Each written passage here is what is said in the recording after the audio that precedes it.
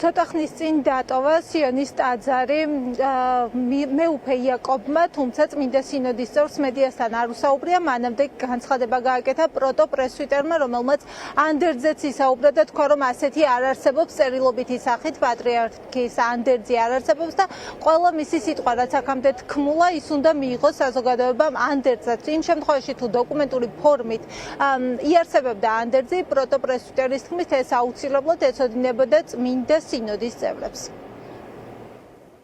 შემიძლია მთელი პასუხისგებლობით განვაცხადო, რომ რამდენადაც ეს ჩემთვის არის ცნობილი, არანაირი ანდერძი ბუნებრივი არ არსებობს და ვერ იარსებებს იმის გამო, რომ პატრიარქმა ასე უდიდესი მთელ მსოფლიო მართლმადიდებელი ეკლესიაში და არ შევცდები, რა თქმა უნდა და ძალიან მტკიცედ ვამბობ ამასაც, რომ მთელ მსოფლიოში ამ აღიარებულმა უდიდესი ავტორიტეტის მქონეს საეკლესიო მოღვაწემ კათოლიკოს პატრიარქმა ილია მეორემ გადაწყვიტა თავისი ცოცხლეში თავად გამოეცხადებინეს წერილობითაც და სიტყვიერათაც, რომ მეუფეშიო ყოფილიყო საპატრიარქო ტახტის მოსაყდრე. სინოდს აუცილებლად ეცოდინებოდა, წმინდა სინოდის ხდომაზე ამას აუცილებლად იტყოდნენ. ანდერძი ბუნებრივი არ არსებობს და ამის საჭიროება არ იყო საერთოდ. ხომ არ აპირებს წმინდა სინოდის შეკრებას?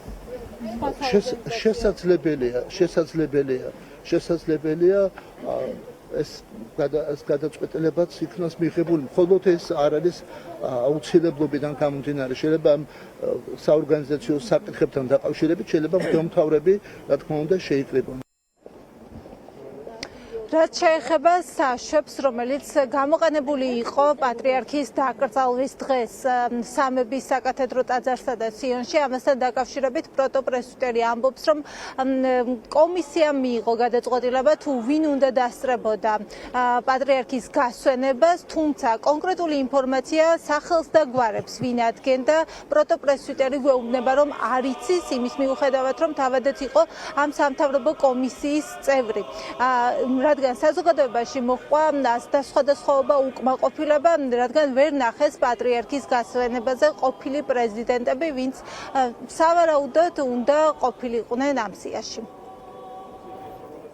პრემიერ-მინისტრმა ბატონმა ირაკლი ყობახიძემ ხაზგასმით აღნიშნა, რომ ხალხი უნდა იყოს აუცილებლად ტაძარში და რაც რამდენადაც შესაძლებელია, ძალიან დიდი რაოდენობა, რამდენიც შესაძლებელია, რომ მოთავსდეს სამების საკათედრო ტაძარში. ასეთი რამ იქ რომ ვის უნდა მიეცეს საშვი და ვის არ უნდა მიეცეს, ასეთი რამ იქ არ განსაზღვრავა. არსებობდა, მე ზუსტად არ ვიცი კონკრეტულად ვინ ანაწილებდა ამ საშვებს, მაგრამ არანაირი მითითება იმასთან დაკავშირებით მეუფეშიოს პოზიციას ასეთი იყო, რომ ხალხი უნდა იყოს ტაძარში, იმიტომ რომ პატრიარქის პიროვნება უშუალოდ დაკავშირებულია ჩვენ მთელ საზოგადოებასთან. არანაირი მითითება იმასთან დაკავშირებით, რომ საშვი ამას უნდა მიეცეს და ამას არ უნდა მიეცეს,